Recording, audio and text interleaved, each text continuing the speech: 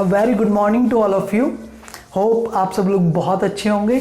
आज हमारा ancient India का सेकंड लेक्चर है जो हमने 10 जून 2020 को लेना है। तो फ्रेंड्स, आज जो हम मेनली टॉपिक डिस्कस करने वाले हैं मैं आपको एक बार पहले उनके बारे में बता देता हूँ। हमारा जो फर्स्ट टॉपिक होगा वो ज्योग्राफिकल सेटिंग्स हम डिस्कस करेंगे, और जो सेकंड टॉपिक होने वाला है हमारा वो हम स्टोन एज को डिस्कस करेंगे।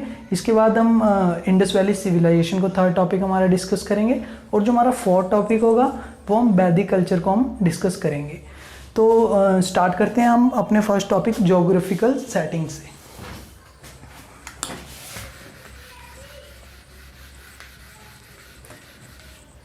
जैसे आपको यहाँ पे इंडिया का जो मॉडर्न मैप है वो एक दिख रहा होगा। मैं भी जैसा भी बनाया मैंने बनाया तो इतनी ज़्यादा अच्छी ड्राइंग नहीं है।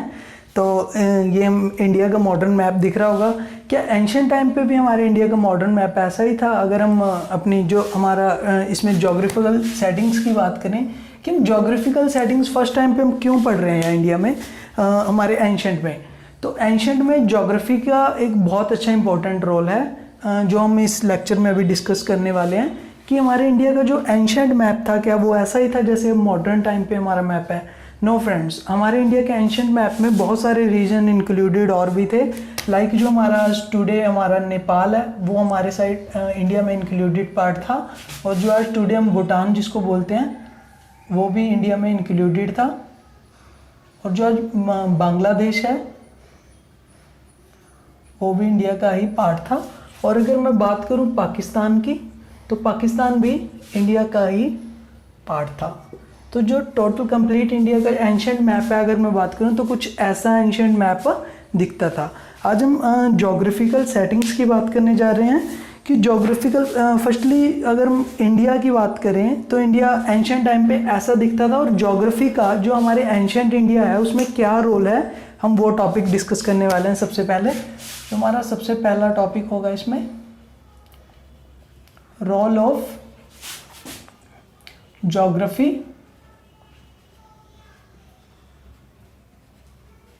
इन एंशिएंट इंडिया।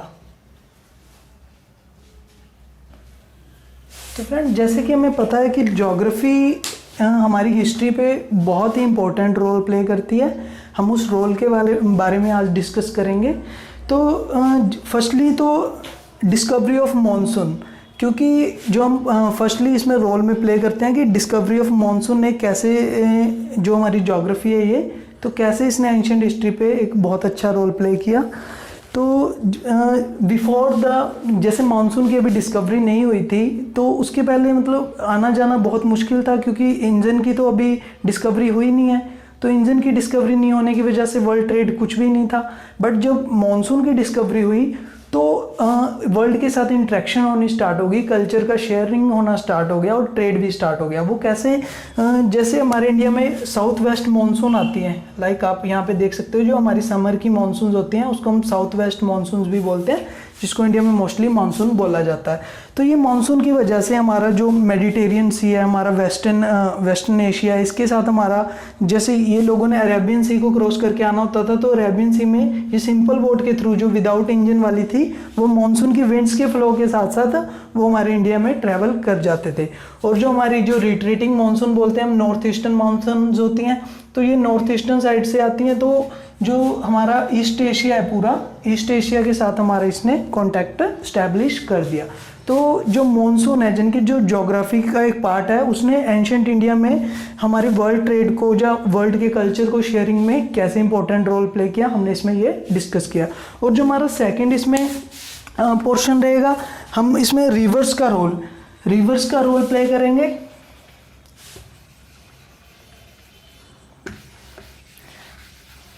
रिवर के रोल से पहले मैं आपको बता दूं कि जो हमारा एंशिएंट में जो सिविलाइजेशन स्टैब्लिश का सेटलमेंट कैसे हो रही थी वो मैं आपको एक बार बता देता हूं। क्योंकि जो ह्यूमन का बर्थ है वो अगर हम प्लिस्टोसीन एज की काफ़ी ओल्ड टाइम की बात करते हैं, वो ह्यूमन का जो एवोल्यूशन है वो अफ्रीका से हुआ।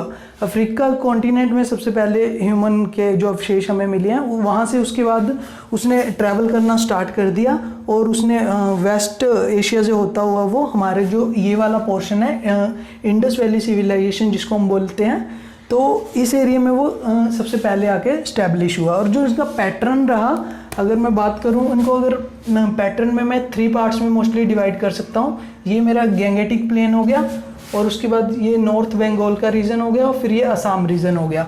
तो ये इंडस वैली, तो ये इंडस का एरिया हो गया और गैंगेटिक प्लेन हो गया। जो इंडस वैली सिविलाइजेशन थी, जो हम एंशिएंट की बात करते हैं, तो इंडस वैली सिविलाइजेशन इस एरिया में मोस्टली कंप्रेस थी। तो इस एरिया से फिर उसके बाद धीरे धीरे जैसे ही फिर उसके बाद जो वैदिक पीरियड आया, तो वैदिक जो सिविलाइजेशन थी उन्होंने जो अपनी मेन कंसंट्रेशन थी वो इस साइड बनाई। फिर उसके बाद ये हमारा नॉर्थ बंगाल का रीजन था, इसमें बनाई। और फिर जो असम साइड है वो गुप्ता के टाइम पे हम लोग पहुंचे। जो गुप्ता थे उसके टाइम पे हम असम साइड में पहुंचे। तो धीरे धीरे आपको एक शिफ्ट देखने को मिलेगा। शिफ्ट क्या है कि जो वेस्टर्न साइड से हम लोग ईस्टर्न की तरफ शिफ्ट किया हमने। तो ये शिफ्ट का रीज़न क्या था? इस शिफ्ट का एक मेन जो बहुत ही सॉलिड रीज़न है वो ये है कि उस टाइम पे जो ये वाला रीजन है बिहार, जो आज करंट हम बिहार वाला रीजन बोल सकते हैं, बंगाल, असम, तो इस रीजन में हमें पता है कि रेनफॉल बहुत ज़्यादा है। और रेनफॉल ज़्यादा होने की वजह से जो फॉरेस्ट थे वो बहुत ही ज़्यादा डीप थे। जो फॉरेस्ट थे बहुत ही ज़्यादा कंजस्टेड थे, तो उनको काटना और रहना बहुत ही ज़्यादा मुश्किल था, क्योंकि उस टाइम पे कोई मेटल्स की खोज नहीं हुई थी अभी। तो मेटल्स अभी इस टाइम पे धीरे धीरे जैसे जैसे मेटल्स की खोज होती गई, तो वैदिक में तो ह्यूमन ने इस साइड शिफ्ट होना स्टार्ट कर दिया। और आगे फिर गुप्ता टाइम पे ये असम रीजन भी इसने कवर कर लिया। तो ये एक हमारा ओवरव्यू था। अब हम डिस्कस करेंगे कि रिवर्स का क्या रोल था। जो रिवर्स थी, रिवर्स ने सेटलमेंट में क्या इंपॉर्टेंट रोल प्ले किया, अब हम वो डिस्कस करने वाले हैं। तो फ्रेंड्स हमें पता है कि जो इंडस वैली सिविलाइजेशन थी हमारी, तो ये इंडस वैली सिविलाइजेशन नाम भी हमारी जो इंडस रिवर है, जो यहाँ पे चाइना की तरफ से निकल के यहाँ होते हुए पाकिस्तान में यहाँ फ्लो करती हैं, और इसकी जो ट्राइब्यूटरीज हैं झेलम, चिनाब, रावी, वो इस साइड पे हैं सारी। तो जो ये वाला रीजन है हमारा, उसमें सेटलमेंट आने का कारण ही यही था कि ये फर्टाइल लैंड था उस टाइम पे, और यहाँ पे रिवर्स की वजह से बहुत ज़्यादा सेटलमेंट हुई। फिर जो गंगा की बात करूँ तो ये हिमालय से निकलते हुए उत्तराखंड से निकलते इस साइड फ्लो करती है, और ये इंडो गैंगेटिक रीजन है जो यहाँ पे बहुत ज़्यादा सेटलमेंट का कंजस्टेड था। और रिवर्स बहुत ज़्यादा, क्योंकि ट्रेड में भी हेल्प करती थी, रिवर का बहुत सारे एरिया में कंट्रीब्यूशन रहा है। रिवर इवन की पॉलिटिकल बाउंड्रीज का काम भी रिवर ने बहुत किया। जैसे अब अगर मैं बात करूं तुंगभद्रा की, तुंगभद्रा यहाँ पे फ्लो करती है, जो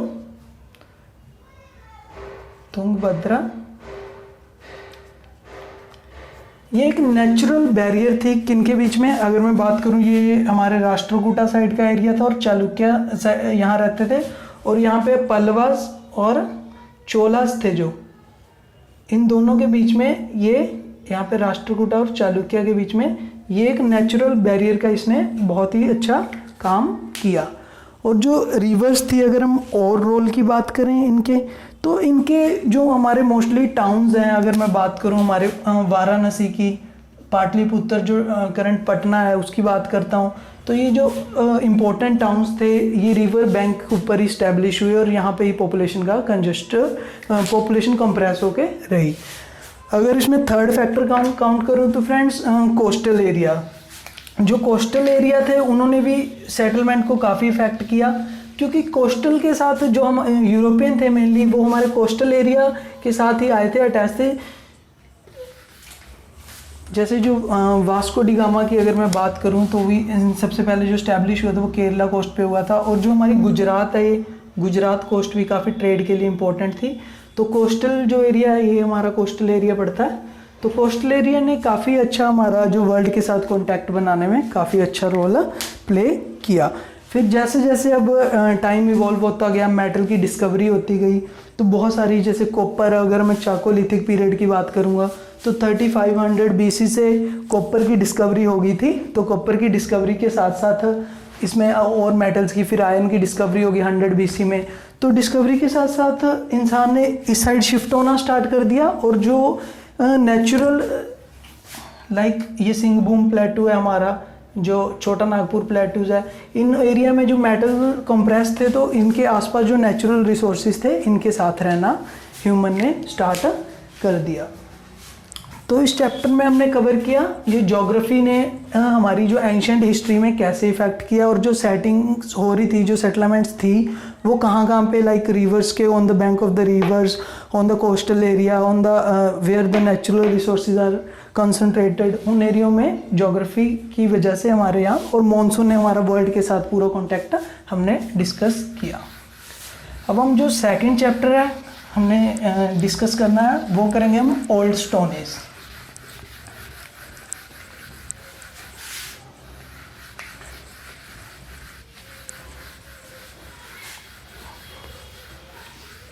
उसको लिथिक एज भी बोलते हैं, लिथिक एज, या फिर हम इसको स्टोन एज भी बोलते हैं।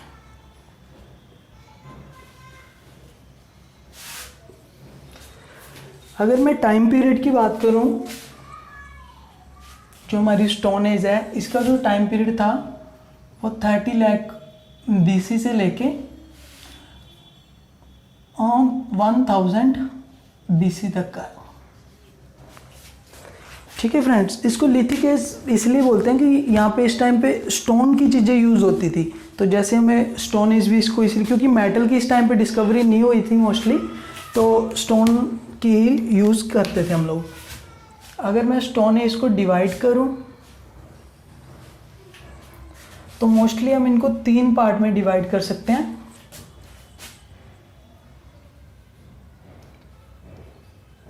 पैलियोलिथिक, और इसको हम ओल्ड स्टोन भी बोलते हैं।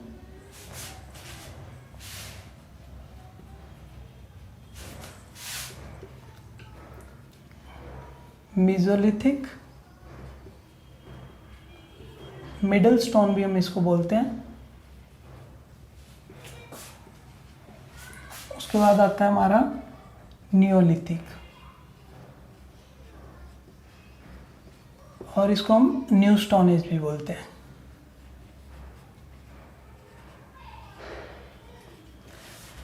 अगर फ्रेंड मैं टाइम पीरियड की बात करूं, तो जो पैलियोलिथिक है हमारा, वो 30 लाख BC से लेके मोस्टली 10 के BC तक का जो टाइम पीरियड है, हम इसको पैलियोलिथिक ओल्ड स्टोन एज में काउंट करते हैं। और जो हमारा मेसोलिथिक है, इसको हम 10K से लेके अप्रॉक्स, इसको हम 4K तक BC तक हम इस टाइम को मेसोलिथिक में इंक्लूड करते हैं। और जो नियोलिथिक है, इसको हम आगे 4K से लेके 1K तक की बात करें, जिनके 1000 BC की बात करें, तो इसमें हम नियोलिथिक में इंक्लूड करते हैं। बट फ्रेंड्स, जो ये टाइम में जो ये बाउंड्री हमने दी है, ये कोई शार्प बाउंड्री नहीं है, इनका इंटरमिक्सिंग था, और बिल्कुल जैसे मेसोलिथिक एज में नियोलिथिक स्टार्ट हो गई थी, तो इनका इंटरमिंगल भी है, ये कोई शार्प बाउंड्री नहीं है, जस्ट हमारी एक रेफरेंस के लिए हमने एक टाइम को इसमें कंसीडर किया। तो अगर हम फर्स्टली बात करें पैलियोलिथिक की, हम पैलियोलिथिक के टाइम पीरियड को भी फर्दर हम 3 पार्ट में डिवाइड कर सकते हैं। फर्स्टली बात करेंगे अर्ली पैलियोलिथिक,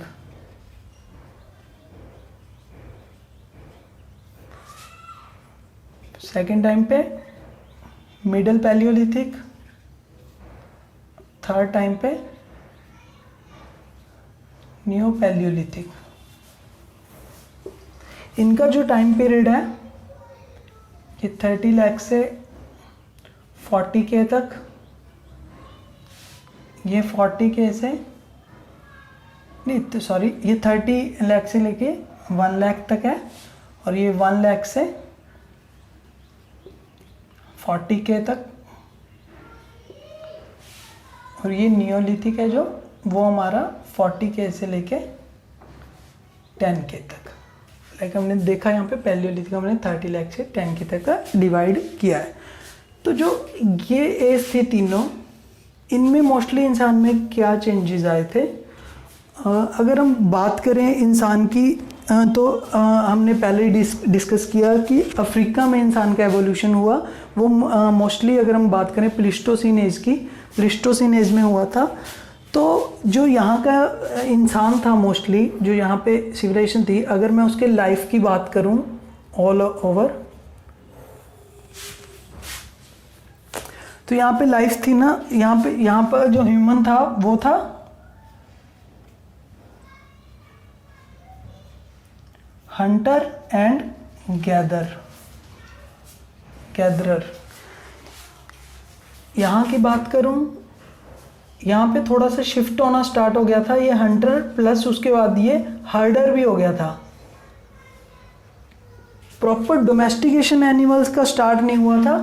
हर्डर मतलब चराना, तो ये एनिमल्स को कुछ टाइम अपने साथ रखना इसने स्टार्ट कर दिया था। बट अगर हम नियोलिथिक टाइम पीरियड की बात करते हैं तो इंसान ने प्रोड्यूसर, तो यहाँ पे एग्रीकल्चर वगैरह ह्यूमन ने स्टार्ट कर दी थी, तो एग्रीकल्चर वगैरह का एवोल्यूशन हो गया था। तो इसको हम यहाँ पे जो ह्यूमन था वो प्रोड्यूसर हो गया था। और अगर हम इसमें टूल्स की बात करें कि इनके थोड़े टूल्स में भी काफ़ी डिफरेंस आया, जैसे जैसे टाइम चेंज होता गया, तो इंसान ने जो टूल्स यूज़ करता था, मोस्टली टूल्स किस लिए यूज़ किए जाते थे, जो जंगली जानवर हैं उनका शिकार करने के लिए और अपना खाना खाने के लिए। तो जो जंगली जानवर, जहाँ पे जो टूल्स का डिफरेंस था, थोड़ा सा लिटिल डिफरेंस है इसमें जो टूल्स का आया, वो फर्स्टली जो ये वाला हंटर पीडर, इसमें वो स्टोन की चीज़ यूज़ करता था। तो स्टोन, यहाँ पे भी इवन कि स्टोन का ही हुआ है, बट इसमें स्टोन की क्या क्या चीज़ें यूज़ करता था, मोस्टली जो सिंपल पेबल हैं, लाइक हमारे पत्थर होते हैं, वो ये सिंपल यूज़ कर लेता था, जो उनको थोड़ा बहुत शार्प करके यूज़ कर लिया इसने हल्का, जो एक चॉपर बोलते हैं उसको। चॉपर मेनली क्या होता है कि एक यूनिएक्सियल, जो मतलब एक साइड से तिखा होता है, उस वो वाले पेबल को हम चॉपर बोलते हैं। और फिर उस चॉपिंग बोलते हैं जो बोथ साइड से शार्प होता है, उसको हम चॉपिंग बोलते हैं। फिर क्रैबर होता है एक। क्रैबर्स क्या काम आता है, जैसे अब अगर मैं बात करूं एनिमल्स वगैरह की स्किन को उतारने के लिए क्रैबर्स काम आता है। तो मोस्टली जो टूल्स में क्या चेंज हुआ, जो ये हमारी जो मिडल पैलियोलिथिक एज है, इसमें क्या हो गया था कि यहाँ पे ह्यूमन ने फ्लेक यूज़ करना स्टार्ट कर दिया था।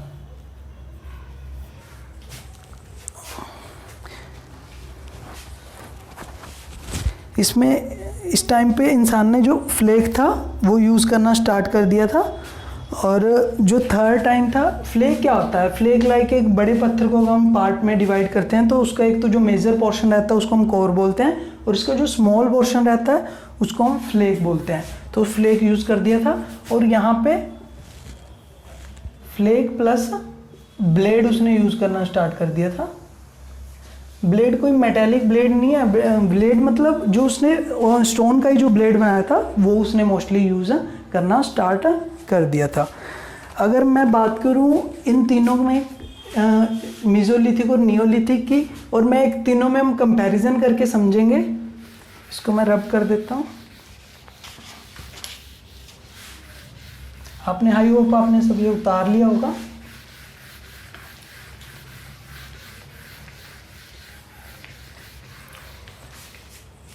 जो ये टाइम पीरियड रहा, इन तीनों टाइम पीरियड में जो ह्यूमन था उसकी लाइफ में कैसे कैसे चेंज आए, इस टाइम पे वो क्या करता था, इस टाइम पे वो क्या करता था, हम ये डिस्कस करने वाले हैं इसमें।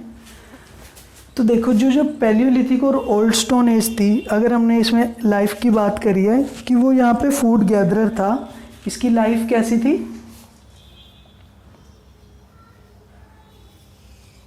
जो मोस्टली इसकी लाइफ थी, ये फूड गैदर करता था। और जैसे फूड में क्या खाता था, जैसे जंगली जानवर कोई भी मिल जाता था और वो खा लेता था, फ्रूट्स हो गए। तो जो फूड गैदरर था,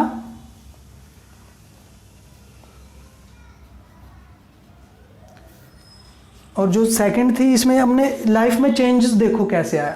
यहाँ पे लाइफ में क्या था कि ये फूड गैदरिंग करता था सिर्फ, लाइक फ्रूट्स वगैरह ये खा लेता था। और इवन कि पहले तो अनकुकड खाता था, उसके बाद जैसे ही आयरन की खोज हुई तो उसके इस एज में आयरन की खोज होगी, सॉरी इस एज में फायर की खोज हो गई थी, तो इसलिए ये उसके बाद कुकड फूड को कंज्यूम करने लगा। फिर इसके बाद मेसोलिथिक टाइम पे ये फूड के साथ हंटर के साथ साथ हार्डर भी बन गया था, जैसे हमने डिस्कस किया था। यहाँ पे इसने एनिमल्स को पालना स्टार्ट कर दिया था। अगर हम ये लाइफ की बात करें, ये फूड गैदरर था इसमें, और फर्स्टली तो अनकुकड फूड खाता था ये, फिर इसने कुक करके फूड को स्टार्ट कर दिया खाना। फिर उसके बाद अगर कपड़े की पहनने की लाइफ में फूड, 3 चीज़ें में बेसिक रिक्वायर्ड होती हैं, फूड, क्लॉथ और शेल्टर। अगर मैं बात करूँ इसके फूड की तो अनकुकड फूड खाता था। अगर मैं बात करूँ क्लॉथ की तो जो जानवर थे जिनका वो शिकार करता था, उनकी स्किन्स वगैरह होती थी, तो उसको वो क्या करता था, स्किन को पहन लेता था। और अगर शेल्टर की बात करूँ, इसका शेल्टर क्या था, इसका शेल्टर ट्रीज थे, इसका शेल्टर केव्स थी, तो इस टाइप में ये शेल्टर करता था। बट जैसे जैसे ये बोल हुआ मेसोलिथिक पीरियड आया तो इंसान ने जो फूड था उसमें काफ़ी सारे चेंजेस कर दिए। एक तो इसमें सबसे जो बड़ा चेंजेस आया वो डोमेस्टिकेशन आया, डोमेस्टिकेशन ऑफ एनिमल्स। एनिमल्स थे, इसने एनिमल्स को टैमिंग करना और डोमेस्टिकेशन करना स्टार्ट कर दिया। जो अभी डोमेस्टिकेट टैमिंग ऑफ एनिमल्स इसने स्टार्ट कर दिया, जिसकी वजह से इसने क्या किया, एनिमल्स के बने हुए सोर्सेज को ये यूज़ करने लगा फूड में। और जो क्लोथ्स टाइप में अभी भी वो सेम प्रोसीजर था। और एक जो मेजर और डिफरेंस रह गया यहाँ पे, ब्यूरियल्स, जो कोई भी इंसान मर जाता था तो उसको ये ऐसे ही लेफ्ट छोड़ देते थे ओपन में, बट यहाँ पे उसने क्या किया, उनको ब्यूरियल्स को इसमें डेड को दबाना स्टार्ट कर दिया। ठीक है, इसमें डेड बॉडी को ओपन छोड़ दिया जाता था, इसमें कोई ब्यूरियल्स नहीं थे, तो इसमें क्या किया उन्होंने, डेड को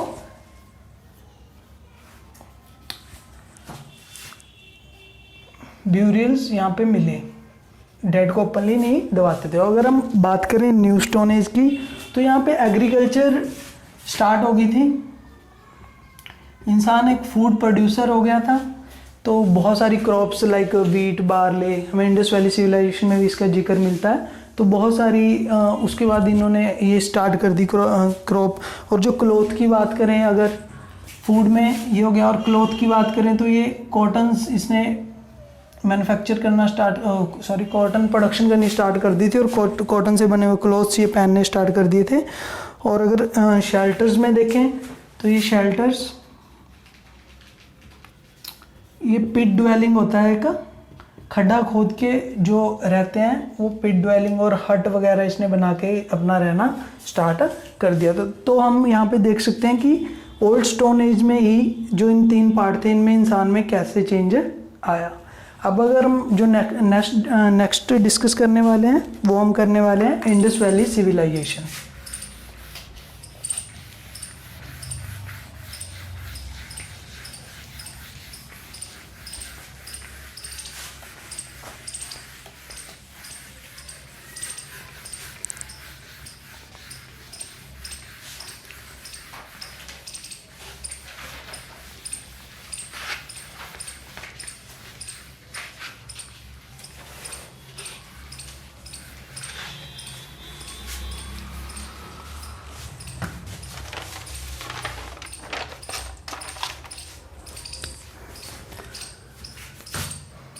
इंडस वैली सिविलाइजेशन, जिसको हम हड़प्पन सभ्यता भी बोलते हैं,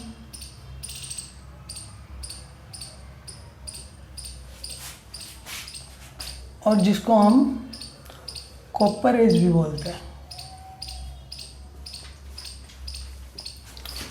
मोस्टली जो इंडस वैली सिविलाइजेशन का टाइम पीरियड है वो 2500 BC से लेके 750 BC तक का टाइम पीरियड है।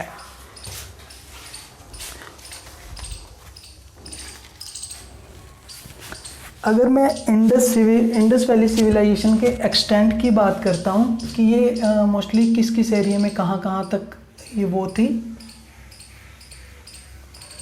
तो अगर मैं इसमें डिस्कस करूँ इस साइड में, वेस्टर्न साइड में अगर इसकी बाउंड्री की बात करता हूँ मैं, तो वेस्टर्न साइड में ये मकरैन कोस्ट जो बलूचिस्तान में है,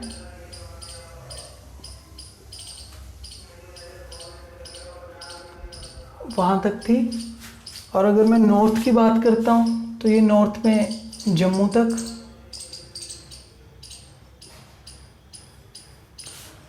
और अगर इसमें ईस्टर्न साइड की बात करता हूँ, यहाँ पे मेरठ,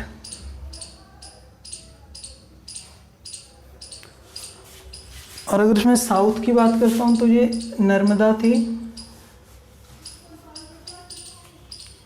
नर्मदा तक ये थी। तो अगर मैं बात करूँ, ये मोस्टली जो एरिया था हमारा, जो इंडस वैली सिविलाइजेशन का एरिया, इस चीज़ को हमें बोला जाता है, जो इंडस वैली सिविलाइजेशन इस एरिया में फैली हुई थी। और जो मोस्टली अगर टाउन्स की बात करूँ इंडस वैली सिविलाइजेशन के, जो इम्पोर्टेंट सिटीज़ थे वो कौन कौन से थे? जो दो मेन इम्पोर्टेंट सिटी थी वो भी पाकिस्तान में हैं, 3, हड़प्पा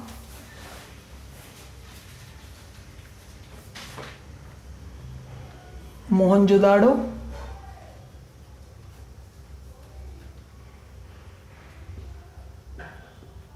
चंदुराव। और जो इंडिया में मोस्टली पाए जाते हैं वो जैसे गुजरात में हो गया,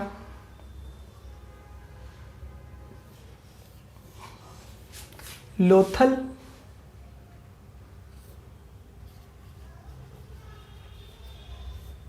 धोलावीरा,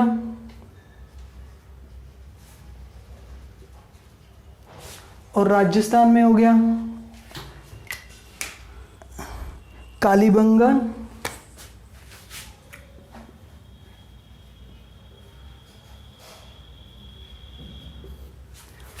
हरियाणा में हो गए बनावली,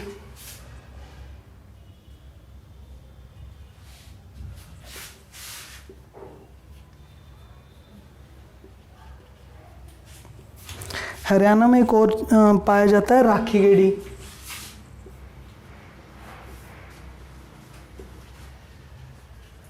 तो ये मोस्टली इम्पोर्टेंट टाउन थे जो अगर हम इंडस वैली सिविलाइजेशन की बात करते हैं। बट फ्रेंड्स, इसमें क्या क्या कुछ कुछ जो हर एक टाउन में बहुत सारी चीज़ें जो इम्पोर्टेंट पाई गई थी, हम कुछ उनके बारे में डिस्कस कर लेते हैं। लाइक अगर हम हड़प्पा की बात करते हैं, हड़प्पा में 6 ग्रैनरीज पाई गई थी। बट ध्यान रखना, इसमें 6 ग्रैनरीज पाई गई थी, बट जो ग्रेट ग्रैनरी थी वो मोहनजोदाड़ो में पाई गई है। और जो अगर हम हड़प्पा की और बात करते हैं, इसमें जो डाइस हड़प्पा में पाया गया है, और लिंगम और योनि के अवशेष हमें यहाँ पे मिले हैं। अगर हम बात करते हैं मोहनजोदाड़ो की, मोहनजोदाड़ो में ग्रेट बाथ, ग्रेट ग्रैनरी, तो हर ग्रेट चीज़ के लिए फेमस था अपना मोहनजोदाड़ो। इसके ऊपर तो मूवी भी बनी है। और जो पशुपति सील्स थी वो भी मोहनजोदाड़ो में पाई गई हैं।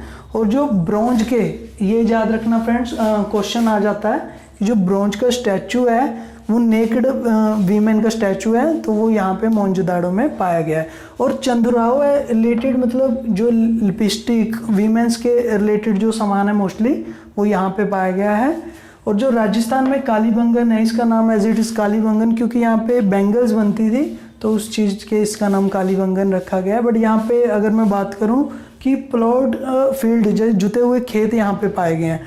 और जो लोथल उस टाइम का था तो मोस्टली डॉकयार्ड माना जाता था। डॉकयार्ड जिनके यहाँ से ट्रेड हो सकता है समंदर के थ्रू, वो डॉकयार्ड यहाँ पे माना गया है लोथल। तो ये हमने कुछ इम्पोर्टेंट चीज़ें इसके डिस्कस की। अब हम डिस्कस करेंगे इंडस वैली सिविलाइजेशन कैसी थी, या इसमें मतलब मॉडर्न सिविलाइजेशन थी या ये बैकवर्ड सिविलाइजेशन थी, इसके क्या फीचर्स थे। तो हम कुछ ऐसे इसके फीचर्स के बारे में बात करेंगे।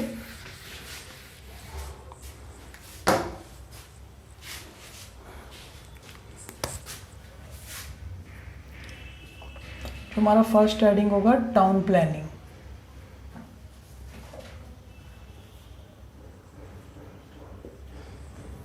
जो इंडस वैली सिविलाइजेशन थी इसमें ये बहुत ही मॉडर्न और बहुत ही एक अर्बन सिविलाइजेशन थी। यहाँ पे जो टाउन्स थे मोस्टली टाउन्स में जो ग्रिड सिस्टम था, जो आज हमारे टाइम पे देखने को मिलता है ग्रिड सिस्टम, लाइक जो टाउन्स थे वो ऐसे ग्रिड पैटर्न में बनाए हुए थे और इवन कि अंडरग्राउंड ड्रेनेज तक था। और कुछ स्टोरी बिल्डिंग्स भी हमें यहाँ पे हड़प्पा साइट्स पे हमें मिली हैं कि ग्रिड पैटर्न के साथ ये बहुत ही ज़्यादा अर्बन सिविलाइजेशन थी। यहाँ के लोग थे वो मतलब अर्बन लेवल पे लाइक पूरा इन्होंने जो सैनिटेशन था, ड्रेनेज सिस्टम था, ग्रेट बाथ्स, ग्रेट ग्रैनरीज हमें जो इनके एरिया में मिली। तो ये चीज़ ये प्रूफ करती है कि जो इनका सिस्टम था वो कल्चर था बहुत ही अर्बन कल्चर था। और सीटाडेल भी बहुत एरिया में हमें मिले हैं, इनकी बाउंड्री ये करके रखते थे। और जो मेनली ब्रिक्स हमें इसमें बर्न्ट ब्रिक्स मिली हैं। जो ब्रिक्स थी वो बर्न्ट ब्रिक्स ये यूज़ करते थे कोई भी चीज़ बनानी होती थी टाउन्स में। तो टाउन्स प्लानिंग बहुत इंपॉर्टेंट पार्ट है सिविलाइजेशन का। अगर हम बात करते हैं एग्रीकल्चर की,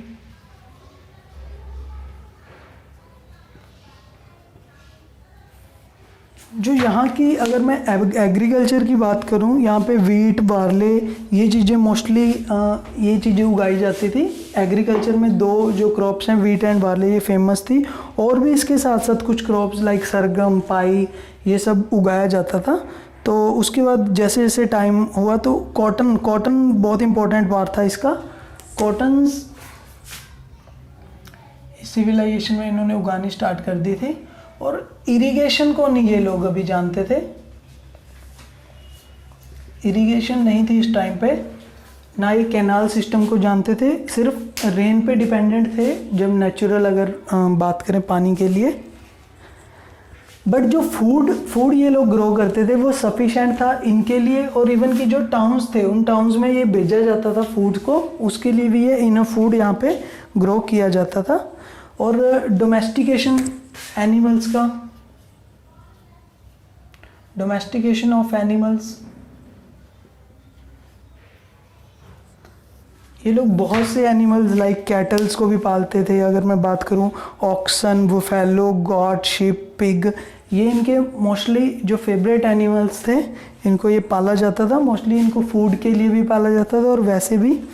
तो ये डोमेस्टिकेशन स्टार्ट हो गया था। बट इस सिविलाइजेशन में लॉयन को नहीं लोग जानते थे। क्वेश्चन आ जाता है कि लॉयन को ये लोग जानते थे, तो लॉयन के बारे में यहाँ पे कुछ नहीं मिला है, लॉयन को नहीं जानते थे। अगर मैं फोर्थ पार्ट डिस्कस करता हूँ टेक्नोलॉजी की,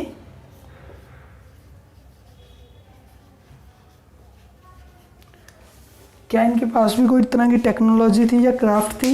यस, इन्होंने जैसे ब्रॉन्ज की खोज हुई थी 3500 BC में, तो इन्होंने ब्रॉन्ज के थ्रू स्टैचू बनाने, ब्रॉन्ज के स्टैचू। और जो इनका फेवरेट हथियार था वो पोट्री बील, लाइक पोट्री व्हील से इन्होंने पोट्री, बहुत सारी ब्यूटीफुल पोट्रीज़ की डिज़ाइनिंग की, उन पे पेड़ों द्वारा के डिज़ाइन बनाए जाते थे। पोट्री होता है मतलब लाइक क्ले से किसी चीज़ को मिट्टी से बनाना, लाइक मिट्टी के घड़े होते हैं, तो वो चीज़ पोट्री में इंक्लूडेड होती है। अगर मैं बात करूँ ट्रेड की, तो जो ट्रेड थी वो उसमें ग्रेनरीज और जैसे हमें सील्स मिलती हैं, तो ये एविडेंस देते हैं कि इसमें ट्रेड होती थी। क्योंकि फ्रेंड्स अगर ग्रेनरीज और सील यहाँ पे पाई गई हैं, सील मोस्टली ट्रेड के लिए जो वो चीज़ है जो हम ट्रेड के बदले कोई भी सामान के बदले दिया जाता था, उस चीज़ को हम क्या बोलते हैं, उस चीज़ को हम ट्रेड करके ये चीज़ करते हैं। और सिक्स्थ अगर मैं रिलीजन की बात करूं, तो जो यहाँ के लोग थे वो जो टुडे कोई रिलीजन है वो उसको नहीं मानते थे। और ना ही वहाँ पे कोई अभी कोई रिलीजन मिला था, ना ही कोई टेम्पल भी वहाँ पे हमें कोई नहीं अभी मिला है कि उस टाइम पे कोई टेम्पल हो, ऐसा कुछ भी हमें नहीं मिला। वो जो नेचुरल गॉड थे उनकी वो लोग पूजा करते थे, लाइक अग्नि, वरुण, ये गॉड थे, इनकी वो पूजा की जाती थी उस टाइम पे। और सेवंथ की बात करूँ मैं, स्क्रिप्ट।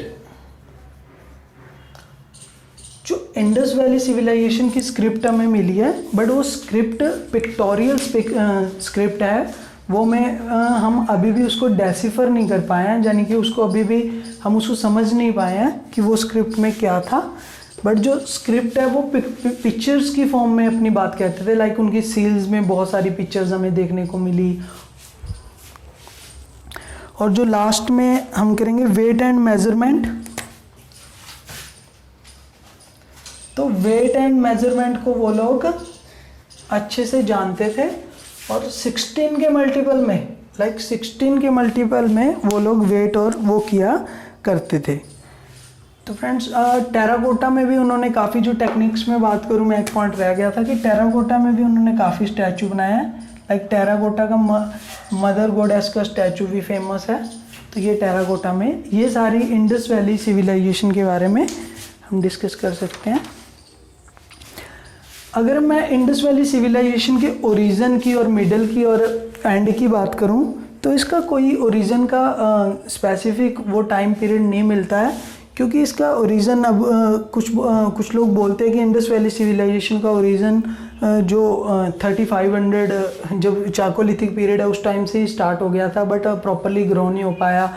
और इनके जो मिडल टाइम है, मिडल टाइम का फोकस मिलता है कि जो ये टाइम है ये मिडल टाइम में था, क्योंकि सब चीज़ें कल्चर, सिमिलर कल्चर यहाँ पे हमें मिला है, तो मिडल टाइम का हमें प्रूफ इसमें मिलता है। और बट जो इसके एंड का भी हमें कोई इतना प्रूफ नहीं मिलता है। तो इंडस वैली सिविलाइजेशन के बाद स्टार्ट होता है हमारा वैदिक कल्चर।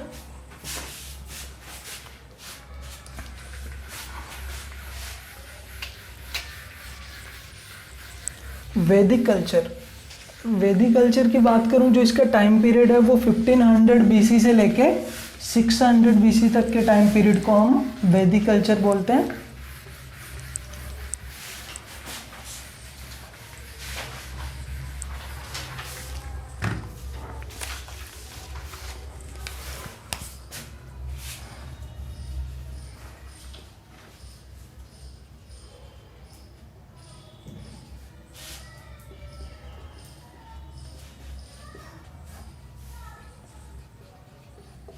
इसके टाइम पीरियड को फ्रेंड्स वैदिक पीरियड बोला जाता है। अगर मैं वैदिक पीरियड को डिवाइड करने की बात करूं, तो वैदिक पीरियड को हम 2 पार्ट्स में डिवाइड कर सकते हैं।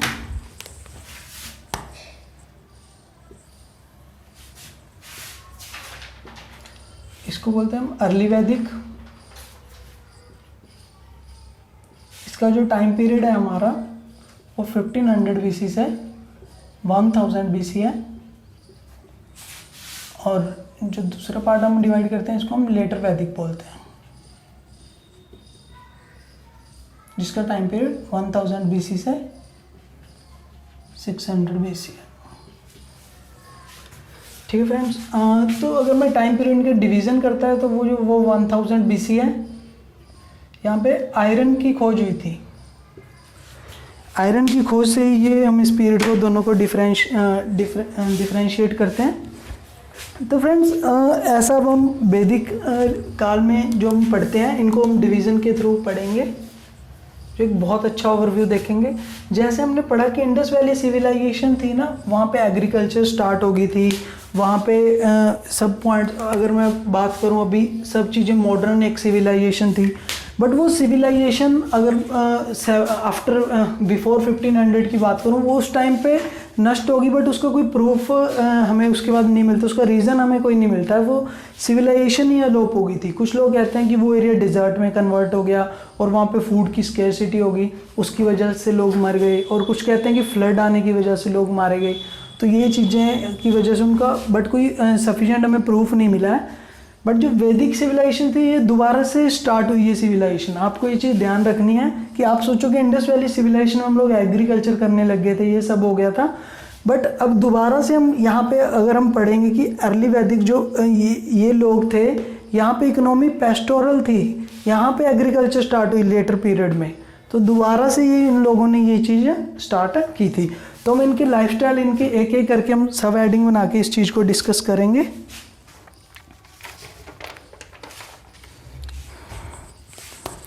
सबसे पहले ज्योग्राफिकल एरिया की बात करेंगे। ज्योग्राफिकल एरिया, तो जो जोग्राफिकल एरियाज था वो जो अर्ली वैदिक थी वो किस एरिया में फैली हुई थी और जो लेटर वैदिक थी वो किस एरिया में फैली हुई थी। अगर मैं बात करूं लेटर वैदिक की, तो जो लेटर वैदिक का शिफ्ट हुआ वो लेटर वैदिक में हमने जो अर्ली वैदिक थी वो मोस्टली सप्त सिंधु एरिया में फैली हुई थी, प्लस हमारे जो गैंगेटिक प्लेन है उसमें फैली हुई थी। जो सप्त सिंधु किसको बोलते हैं, जो एरिया जो इंडस थी उसको ही सिंधु भी बोलते हैं, इंडुस नाम से उसका सिंधु नाम पड़ा था। तो इंडस की जो 6 ट्राइब्यूटरीज हैं प्लस इसमें जो सरस्वती है, तो सॉरी ये सरस्वती था, यहाँ पे सरस्वती में इंक्लूड करके ये सिविलाइजेशन यहाँ पे सरस्वती जो फ्लो करती है इस एरिया में ये सिविलाइजेशन फैली हुई थी अगर जोग्राफिकल पॉइंट ऑफ व्यू से देखें। फिर जो इसका शिफ्ट है वो सरस्वती से गैंगेटिक एरिया में, जैसे हमने उसमें भी डिस्कस किया था कि ये वेस्ट से ईस्ट में शिफ्ट होती रही सिविलाइजेशन, तो टाइम के साथ ये वेस्ट से ईस्ट में शिफ्ट गैंगेटिक प्लेन में ये शिफ्ट होगी। तो इनका जो सिविलाइजेशन की ज्योग्राफी है वो गैंगेटिक प्लेन में मिलती है। अगर मैं दूसरा पॉइंट डिस्कस करूं, पॉलिटी, तो पॉलिटी की बात करते हैं तो जो अर्ली वैदिक पीरियड में था उसमें जो अपने ग्रुप थे वो ग्राम्स में डिवाइड थे। कुल था, कुल का कुलपति होता था, फिर ग्राम होता था, ग्राम का हेड होता था, ग्रामीण, कुल, ग्राम, राष्ट्र, इन सब में जो ये पॉलिटी डिवाइड थी।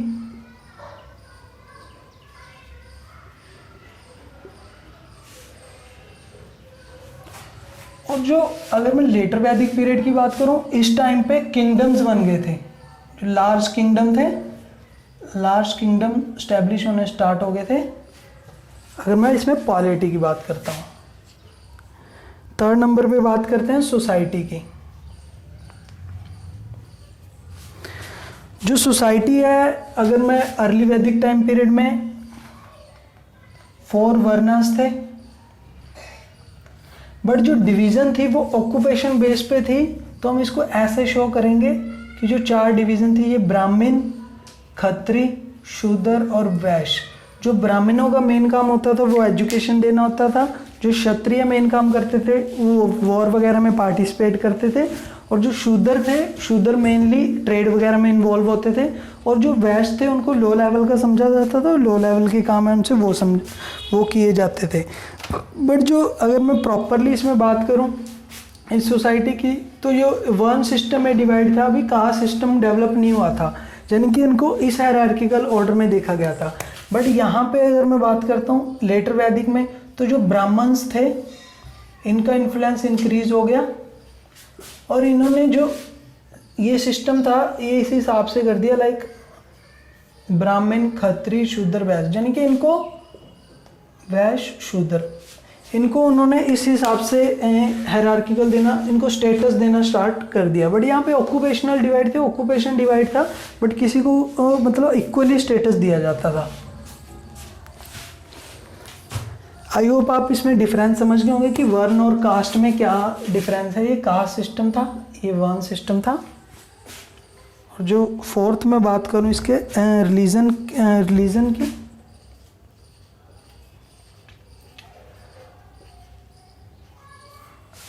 रिलीजन में अगर मैं बात करता हूँ गॉड्स की, तो ये जो लोग नेचुरल गॉड्स थे लाइक इंद्र, अग्नि, वरुण और सन, ये नेचुरल गॉड्स को ये लोग मानते थे। बट रिलीजन में ये लोगों ने क्या कन्वर्ट कर दिया, इन लोगों ने नेचुरल गॉड से शिफ्ट होके जो हमारे मॉडर्न गॉड्स हैं लाइक ब्रह्मा, विष्णु, महेश, ब्रह्मा, विष्णु, चलो ऐसे लिख देते हैं, इन्होंने ऐसे शिफ्ट कर दिया कि ब्रह्मा, विष्णु, महेश पे ये लोग शिफ्ट हो गए रिलीजन में। और फिफ्थ पॉइंट बात करते हैं इकोनॉमी की।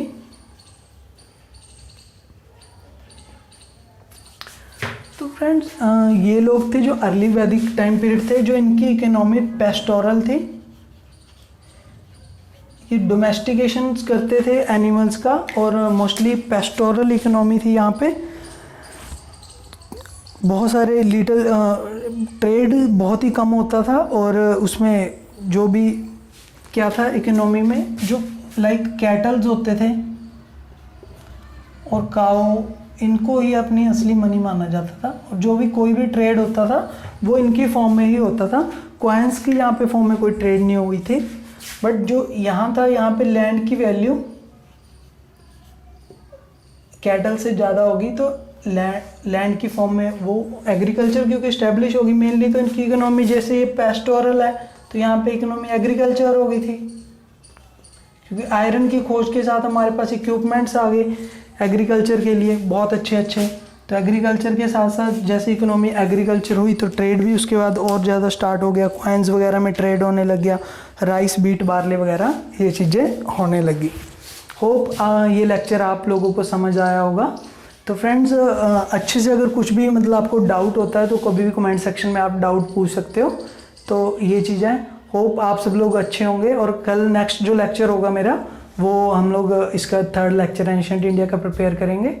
तो ऑल द वाई बेस्ट।